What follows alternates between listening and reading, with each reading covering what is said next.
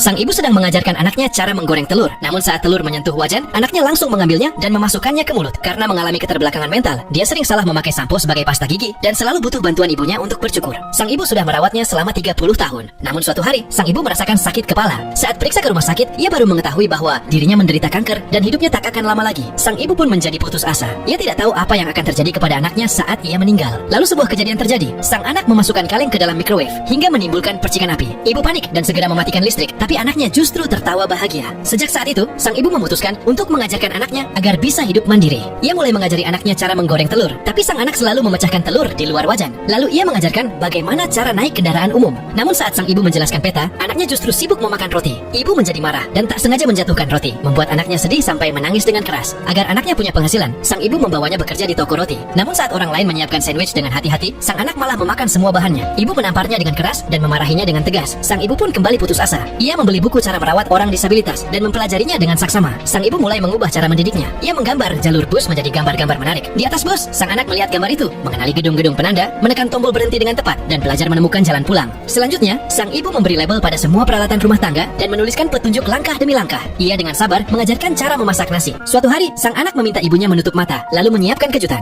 Sang ibu terkejut karena anaknya berhasil memasak satu hidangan lengkap. Akhirnya ia merasa lega. Keesokan paginya, sang ibu mendapati anaknya sudah pergi, tapi kamarnya bersih dan rapi. Ia pergi ke toko roti dan melihat anaknya bekerja dengan serius. Sang ibu tahu bahwa anaknya sudah bisa hidup mandiri. Akhirnya sang ibu membawanya ke pemakaman dan mengajarkan cara melayat. Tak lama kemudian, sang ibu pun meninggal karena kanker. Di pemakaman, sang anak justru tersenyum bahagia di depan krematorium. Kakaknya menangis sejadi-jadinya, tapi ia tetap tersenyum meski wajahnya bergetar. Karena ia ingat janjinya pada sang ibu untuk tidak pernah menangis karena air matanya akan berubah menjadi hujan di surga. Ia pun tersenyum mengucapkan selamat tinggal pada ibunya. Namun air mata tetap menetes dari matanya. Sekarang pertanyaannya, apakah kamu sayang ibumu?